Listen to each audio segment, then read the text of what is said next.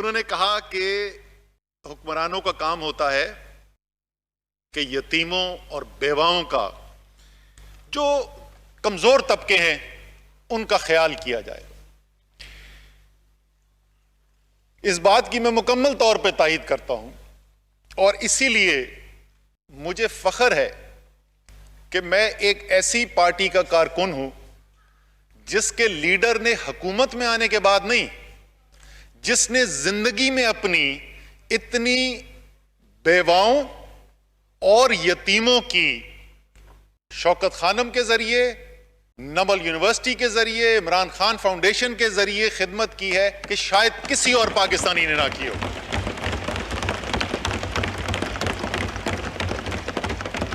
और यही जज्बा है। अमूमी तौर पर लीडर ऑफ ऑपोजिशन की बात दुरुस्त है कि मुल्क के अंदर मुखय्यर हजरात होते हैं, वो मुखय्यर हजरात जो हैं वो कमजोर तबके की मदद करते हैं, लेकिन अव्वलीन जिम्मेदारी इसकी रियासत की होती है। ये सबक हमें किसी बरतानिया के या किसी मगरिब के मईशत के एक्सपर्ट से या सियासतदान से नहीं मिला। यह सबक हमें हमारे दीन ने सिखाया।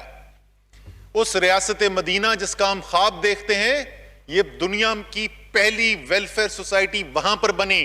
रियासत ने जिम्मेदारी उठाई पहली दफा कि जो गरीब है, नादार है, कमजोर है, सबसे पहला हक उसका है रियासती वसाइल के ऊपर।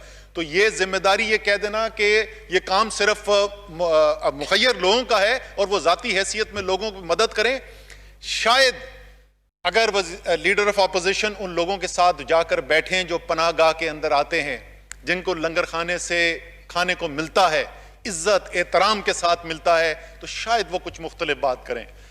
और क्योंकि एक जाती यकीन है वजीर आजम का, इसलिए ये मुझे बड़ा फख्र है इस बात के ऊपर जो मैं आपको बताने जा रहा हूं कि प्राइम मिनिस्टर सेक्रेटेरिएट और प्राइम मिनिस्टर हाउस के अखराजात में 108 करोड़ रुपए सालाना की कमी करके ये काम किए जा रहे हैं।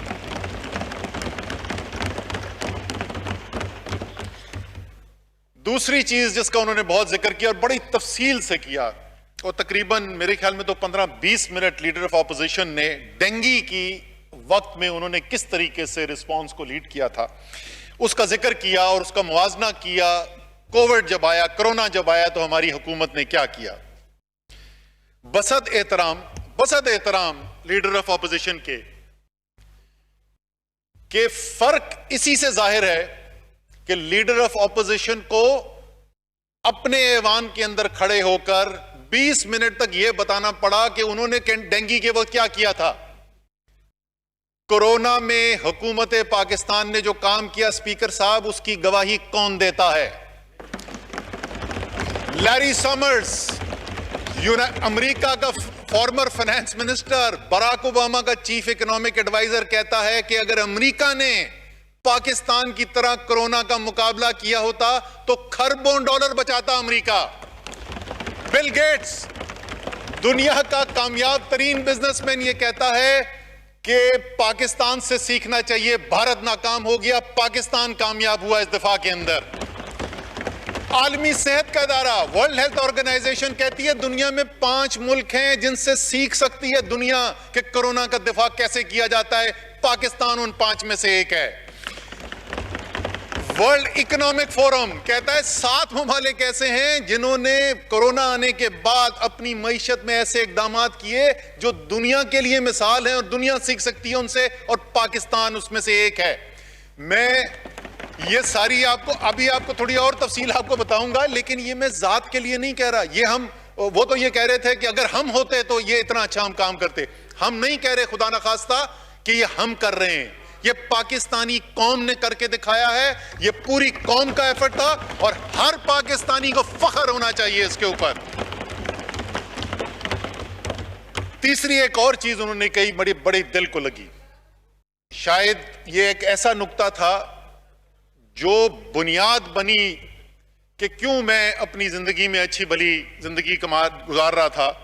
इमरान खान के कहने के ऊपर, उनकी दावत के ऊपर सियासत के अंदर आया, और वो बात उन्होंने ये की कि मुट्ठी भर लोग निचोड़ कर इस मुल्क की दौलत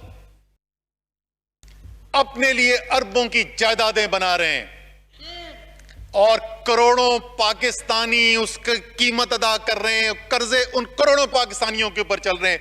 ये तो मेरे दिल की बात थी जो लीडर ऑफ ऑपोजिशन ने की। तो जब हम बात करते हैं कि कौम का पैसा कौम की अमानत होता है, और अगर कौम के पैसा और कौम पे हुक्मरानी करने वाले अपनी दौलत और जायदाद का जवाब देने से कासिर हों, जब लंदन में, पेरिस में, स्विट्जरलैंड के बैंकों में, दुबई के टावर्स के अंदर पाकिस्तान के हुक्मरानों की जायदादें नजर आए, तो पाकिस्तानी कौम का हक बनता है कि वो सवाल पूछें, ये पैसा किधर से आया? ये सवाल पूछने से का दिफा, ये कहना कि जमहूरियत के लिए खतरा पैदा हो गया नहीं है। इसका दिफा न्याजी नैब गठजोड़ के नारे लगाना नहीं है। इसका दिफा बड़ा सादा है। सुप्रीम कोर्ट ऑफ पाकिस्तान ने इमरान खान को भी बुलाया और इमरान खान से कहा कि अपने इस असासे का जवाब दो। इमरान खान से 1983 में जो लंदन में अपार्टमेंट खरीदा गया था, जब वो कोई सियासत में नहीं था, 1983 में जवाब दो ये फ्लैट तुमने कैसे खरीदा था। इमरान खान ने उसके जवाब में ये नहीं कहा कि मेरे खिलाफ साजिश हो रही है। उसने ये नहीं कहा कि मुझे सवाल के पीछे बूटों की चाप नजर आ रही है, सुनाई दे रही है। वो गए, अपना रिकॉर्ड लेके सुप्रीम कोर्ट के सामने रख दिया और सुप्रीम कोर्ट ने गवाही दी कि यह शख्स सादिक भी है और अमीन भी है।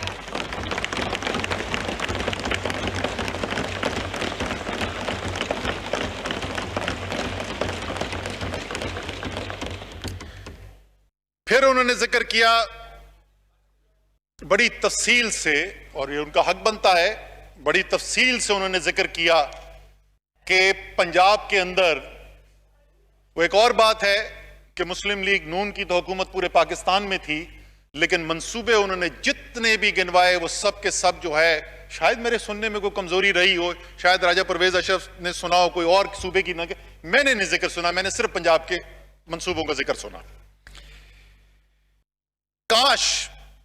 काश वो भी ये करते कि जिस तरीके से इमरान खान ने उन लोगों के लिए जो कैंसर का इलाज रखने की सकत नहीं रखते, जो अमेरिका और बर्तानिया जाकर अपना इलाज नहीं करवा सकते, उनके लिए एक पाकिस्तान में एक इदारा बनाया। और जिस दिन यह सूरत हाल पैदा हुई कि 2013, और मैं उस वक्त लाहौर में, मैं तो उनकी गाड़ी में था साथ, जिस वक्त हम हॉस्पिटल जा रहे थे, जिस वक्त डॉक्टर्स को यह नहीं पता था कि जिंदगी और मौत की कश्मकश में कामयाब होंगे या नहीं होंगे, और उनको मशवरा दिया गया कि आपके लिए एयर एम्बुलेंस का हम इंतजाम करते हैं, और एयर एम्बुलेंस से आपको अमेरिका, बर्तानिया वहां ले जाते हैं इलाज करने के लिए। उन्होंने कहा नहीं, मैं इसी अस्पताल में जहां गरीब तरीन पाकिस्तानी का इलाज होता है, मैं यही करवाऊंगा।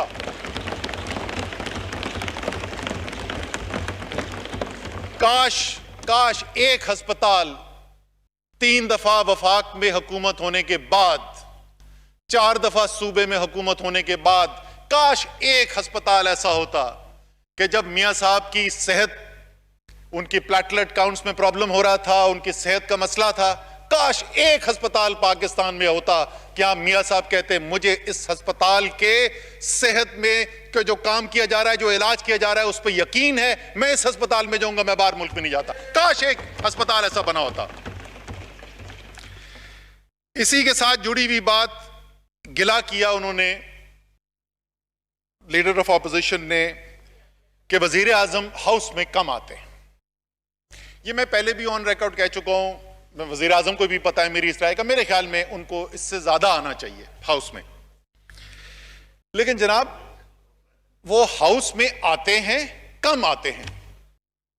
हम ये चाहते हैं कि पाकिस्तान की जो दूसरी सबसे बड़ी पार्टी है, उसके जो कायद हैं, वो बहुत बड़ा सियासी नाम है, 3 दफा वजीर आजम रह चुके हैं पाकिस्तान के।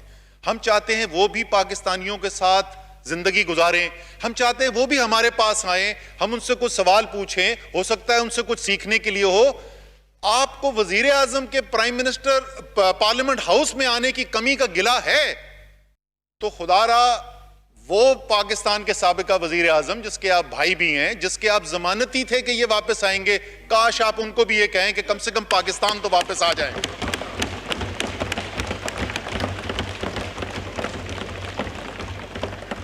आखिरी दो चीजें जिनकी मैं बात करूंगा जी, उसके बाद मैं अपनी तकरीर के ऊपर आऊंगा, मईशत के ऊपर।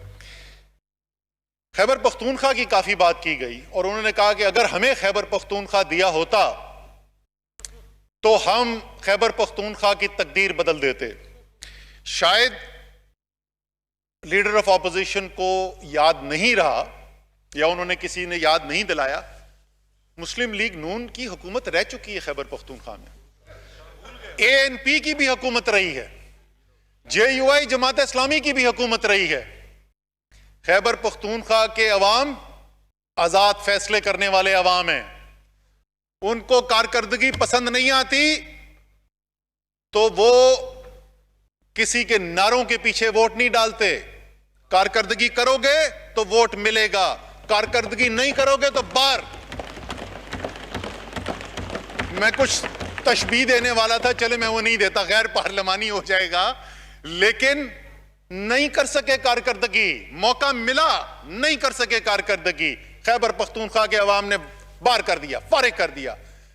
जब तहरीक इंसाफ की हुकूमत आई तो यही तकरीरें उस वक्त भी होती थी, बड़े बड़े सियासी तज्जियाकार पूछते थे, हमारे अच्छे खैरख्वाह पूछते थे, 2.5 साल 3 साल गुजर गया, असद मान जाओ फारिग हो गए खैबर पख्तूनख्वा में।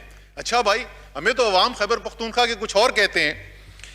मुझे याद है एक दफा मैं बनी गाला था तो मैं वजीर आजम से, उस खान साहब कहते थे, हम खान साहब से बात कर रहा था तो मैंने कहा जी मैं जो आवाज जो आ रही है ना खैबर पख्तूनख्वा से, वर्कर हमारा नाराज है, क्योंकि हम तो सिर्फ मेरिट की बात करते हैं, वर्कर हमारा नाराज है, वोटर खुश है।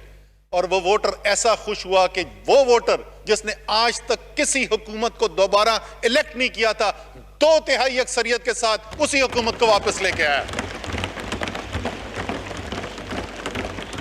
सब लोग ऐवान में बैठने वाले जमहूरियत पर यकीन रखने वाले लोग हैं, वोट को इज्जत दो का नारा लगाने वाले दो लोग हैं। तो मेरी दरखास्त ये होगी, बड़ी बसत एहतराम दरखास्त ये होगी कि खैबर पख्तूनख्वा के अवाम ने जो वोट डाला है उसको इज्जत दें और मान जाए ये बात कि जैसी कारकर्दगी खैबर पख्तूनख्वा के अंदर तहरीक इंसाफ की हुकूमत, परवेज खटक की हुकूमत ने करके दिखाई, ऐसी खैबर पख्तूनख्वा की तारीख में कभी नहीं हुआ था। आखिरी चीज जी, LNG प्लांट्स के ऊपर बड़ी तफसील से बात की गई, बड़े डॉलर सेंट और ये वो बताए गए। मैं अवाम के लिए आसान में टेक्निकलिटी के अंदर नहीं जाता, अवाम सुन रहे हैं, उनको हम टेक्निकल चीजों के अंदर नहीं घुमाते, बड़ी सादा सी बात है। स्पीकर साहब मुझे ये बताएं कि अगर ये इतने सस्ते प्लांट, इतने एफिशिएंट प्लांट थे, तो कानून के अंदर ये तरमीम क्यों करनी पड़ी कि चाहे इस प्लांट से, इन LNG प्लांट से बिजली सस्ती पैदा हो या महंगी पैदा हो? चले मैं थोड़ा सा 1 मिनट लगा देता हूं। एक निजाम है हमारे यहां, उसको कहते हैं मेरिट ऑर्डर। मेरिट ऑर्डर सिर्फ सादा सी बात यह करता है कि जो भी आपका प्लांट, बिजली का कारखाना जो भी सबसे सस्ती बिजली बनाएगा, सबसे पहले वहां से बिजली तरसील की जाएगी ताकि पाकिस्तान के अवाम को सबसे सस्ती बिजली मिल सके, और जो महंगे होते हैं उनमें बाद में बारी आती है। कानून के अंदर तरमीम की गई, कानून में लिखा गया कि ये LNG के जो प्लांट्स हैं ये मस्ट रन प्लांट हैं। मस्ट रन यानी चाहे जितना भी महंगा हो आपने इन्हीं को चलाना है। अगर ये इतने एफिशिएंट प्लांट थे तो ये कानून में तरमीम की जरूरत क्या थी? मैं आपको बताता हूं तरमीम में क्यों जरूरत थी। सर, हमने वो कानून बदल दिया है, हम वो बोझ पाकिस्तान के अवाम पर नहीं डालने देंगे। उस फैसले के अंदर अगले 2 साल की हमने कैलकुलेशन करा के देखी, 2.5 साल की, हाँ उमर, 2.5 साल की कैलकुलेशन करा के देखी। सिर्फ 2.5 साल के अंदर पाकिस्तान के बिजली के सारिफ को इन महंगे प्लांट से बिजली मजबूरन ना खरीदने की वजह से 140 अरब रुपए का फायदा होगा। 140 अरब रुपए यह टीका लग रहा था। वो थर्मल एफिशिएंसी के बारे में हम सब डिस्कस कर सकते हैं, लेकिन इस बात का सादा सवाल का जवाब जरूर हमें चाहिए। इसके बाद सर हम आते हैं अपनी जो मईशत के ऊपर बात करने के लिए। एक बहुत बड़ा तफसीली हिस्सा इसके अंदर यह था कि दूध और शहद की नहरें बह रही थी, चारों तरफ हरियाली थी, पाकिस्तान तरक्की की राह पर तेजी से चल रहा था। तो सबसे पहले तो एक स्पीकर साहब, छोटा सा वाकया आपको मैं बताता हूं। यह है बात आखिरी बजट की। मुस्लिम लीग की हुकूमत खत्म होने में हफ्ते बचे हैं। यह शुरू की बात नहीं है, यह हफ्ते बचे हैं। क्योंकि मक्सी साहब हफ्ते बचे हैं। असद उमर ऑपोजिशन के एमएनए, उधर पीछे में बैक बेंचर होता था, उधर से खड़ा हुआ एक तकरीर की मैंने, और मैंने कहा कि मईशत की ये हालत है और ये ज़खायर इतनी तेजी से गिर रहे हैं ज़र मुबादला के the Titanic is about to hit the iceberg. Titanic दुनिया की सबसे बड़ी समुद्री जहाज था जी। वो समुद्री जहाज, अल्लाह ताला जो है गुरूर को बड़ी जल्दी डुबोता है जी। तो उन्होंने कहा कि ये अनसिंकेबल है, ये डूब ही नहीं सकता जहाज। तो पहले सफर पे वो निकला, आइसबर्ग को उसने हिट किया, बर्फानी तोदे को, और वो डूब गया। तो मैंने उसी की मिसाल दी कि पाकिस्तान की मईशत की इस वक्त ये हालत है। ये हमारी मईशत जो है वो टाइटैनिक की। वफाकी वज़ीर असद उमर कौमी असम्बली में इज़हार ख्याल कर रहे हैं और न्यूज़ स्टूडियो